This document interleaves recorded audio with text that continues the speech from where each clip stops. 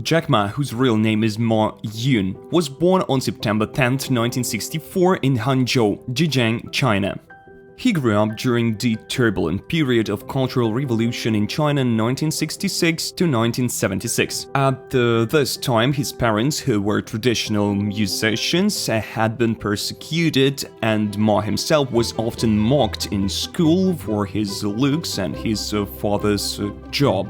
Ma was not a particularly remarkable student, and he had problems with studying. He failed college entrance exams twice before being accepted into Hangzhou Normal University.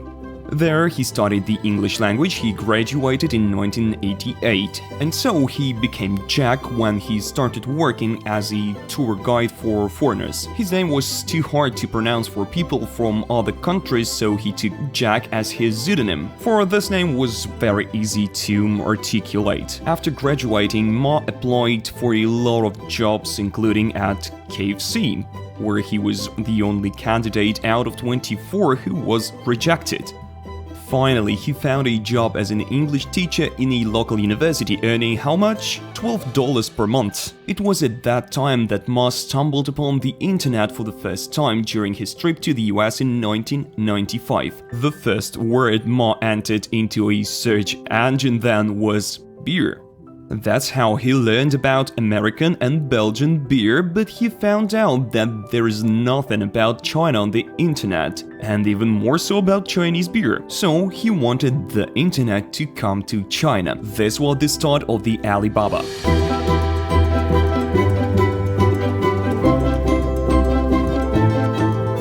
Ma calls his company 1001 Mistakes, implying that it's the mistakes that Ma made. It's clear that he was inspired by the 1001 Nights, and he will then name it after the main character Alibaba. In 2014, Alibaba's $25 billion IPO would become the biggest in history. The company was founded by Ma in 1999 and totaled 18 employees. Today, over 250,000 people around the world work at the company. Ma was an English teacher. He had no experience in technology or business, but he did have the vision of creating an online platform that would allow small and medium-sized businesses to sell their goods on the world market. Ma's initial idea was to create a business-to-business platform, B2B, that would allow enterprises to talk to each other and sell things online. He named the company Alibaba after the Disney character Mickey Mouse. No, of course, after the character from the Alibaba and the 40 Thieves, a tale symbolizing the idea of opening the doors to treasure only for small business. The idea came to him when he was sitting at a cafe and thinking about his 1001 failures. He asked the waiter if he knew the story of Alibaba. The waiter answered that, of course he did, and added the phrase "open sesame" in Chinese or English, I'm not sure about that part. Then Ma started asking about the character, people of different nationalities and cultures, and they all also knew about Alibaba. Besides, Ma also believed that the name Alibaba is easy to spell, and so it will be easily remembered by people around the world. He also liked that the name wasn't tied to any particular region or culture, which made it truly universal. In short, Jack Ma chose the name Alibaba because he felt that it was universal, easy to remember, and embodied his company's mission. What problems did the company have? In the beginning, the company had plenty, including deficit of financing and competition from other well-known e-commerce companies such as well-known Amazon and eBay. But Jack was persistent and focused on creating a platform that was both beneficial and easy to use. Alibaba's early success was due to Ma's ability to create innovation, culture, and of course he has a strong team. It wouldn't be possible without a great team. His colleagues shared his vision. Financial difficulties. In the early days of Alibaba, Jack Ma tried his best to find finances to operate the company. He asked different investors, but many were skeptical about his business model and weren't sure about Chinese e-commerce market's potential. back then, the dot-com bubble had just bursted and many were wary about investing into new tech companies. Besides, the Chinese market was only in early development and a few wanted to try a market that had been tested yet. Despite those difficulties, Ma continued to pitch his business to investors and finally managed to get financing from the Japanese telecom company SoftBank. Back then, they invested $20 million in Alibaba in 2000, which helped the company to expand and gain popularity on the Chinese market. Over the years, Alibaba continued to attract financing from various investors, including Yahoo, which invested $1 billion in 2005. In 2014, Alibaba went public on the New York Stock Exchange and raised $25 billion, making it the largest IPO in history. Competition. What do you do to compete with such giants as eBay or Amazon? What do you have to offer? Alibaba had to stand out and offer its users something unique. Ma believed Alibaba can succeed if it focuses on the needs of small and medium-sized businesses in China which were not covered by the existing e-commerce platforms.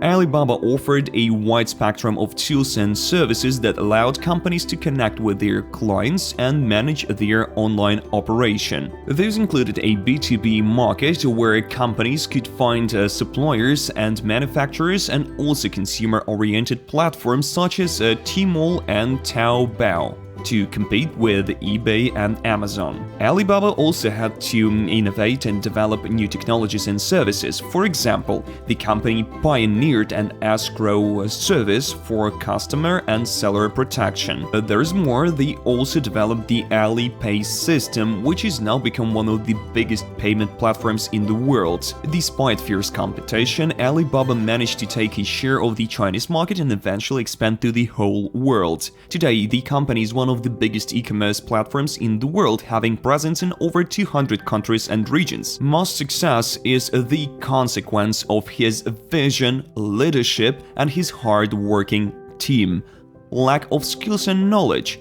Jack Ma didn't have a tech education when he founded Alibaba. Of course, that was a serious problem in the beginning. He had to learn how to code and create software. To overcome this problem, Ma looked for talented developers and engineers who would help to create the platform. He also encouraged innovation and experiments, allowing his team to try new approaches and technologies. Ma realized the importance of creating a platform that's easy to use and accessible to a wide range of users. He acknowledged that many small business owners in China have limited technical skills and resources, so he concentrated on developing a simple and intuitive platform. As Alibaba grew and entered new markets, technical difficulties continued. The company had to develop new technologies and services to agree with the changing needs of their users and stay ahead of the competition. Of course, that required significant research and development investment, as well as hiring and keeping the best minds in the industry. Issues with the government. The company had to face problems with the Chinese government regulations right from the start. Back then, the Chinese government was apprehensive about allowing foreign companies into the Chinese market. There were also fears about the e-commerce's influence on traditional business. To solve those problems, Jack Ma had been building strong relationships with government officials and business leaders. He emphasized the importance of supporting small and medium-sized businesses, which are key to the country's economic growth. He also acknowledged the importance of following different local laws and rules. He worked tightly with the Chinese government to guarantee that Alibaba always operated under local rules. Over the time, Alibaba gained trust and earned the status of the Chinese government's reliable partner. Today, it's one of the biggest tech companies in China with major influence within the country and internationally. Although, recently the Chinese entrepreneur had issues with the government again, it decided to cancel the Ant Group IPO. It is Alibaba's affiliate. Following that, Jack Ma left the country not willing to come back. The officials tried to convince him to come back and show the government's support of the business community. Jack, however, prefers to stay abroad and focus on different agricultural projects and research. Businessman has also informed Ant Group and Alibaba leadership that they shouldn't expect his comeback to China, but that he is devoted to their success even from far away. Scaling problems. You've probably heard enough times from all sorts of business coaches: scale your business, quit operational management. But as Alibaba was growing and entering new markets, Jack Ma faced the problem of handling the rapid growth while maintaining the company's culture and values. When the company is growing, you have to keep up the quality of your service at all stages on all markets, or your customers will leave you for your competitors. The language barrier is yet another difficulty. A lot of potential clients did not speak Chinese, and Jack had to find ways to efficiently communicate with them, non-Chinese speakers. Those of you who have ordered something on AliExpress know those funny translations: red big ears t-shirt, $5. Or you might have seen hilarious translations of Chinese menus, signs, and so on. And of course, infrastructure. You may imagine the logistics and postal service of early 2000s China. They were not great. What does Jack do? He creates a logistics platform called China Network, to be exact. This platform unites buyers, sellers, and logistics companies to optimize logistic processes. The platform can analyze the data of delivery routes, traffic schemes, package sizes. It can determine areas to correct and improve for efficiency. In the future, it will collaborate with robotics companies to develop automated warehouses that will raise efficiency in processing packages once again. Generally speaking, Jack Ma China Network revolutionized logistics in China by creating a unified platform that uses data and technology to optimize the logistic process. And now moving on to the company's culture. Ma realized the importance of creating a strong corporate culture that would inspire and motivate its workers while keeping an emphasis on innovation and service. Jack Ma believed that a strong corporate culture is essential for success and worked hard on creating an environment in which workers would feel empowered and kind of inspired to do their best at their tasks. He repeatedly stressed the importance of collaboration, openness, and respect, and nudged his employees to take risks and try new things. Let's know the company's headquarters. The company has an office in China, which is larger than Disneyland. It consists of 7 buildings and is like a city within a city. They have their own postal service, bank, gym, supermarket, and cafeteria, cafe. And workers pay with their work ID badge that functions as an e-wallet. And this ID badge in turn linked to the person's Alipay profile. No other payment systems are used on the company's soil. Workers have a favorite place in the office they jokingly call the God Room.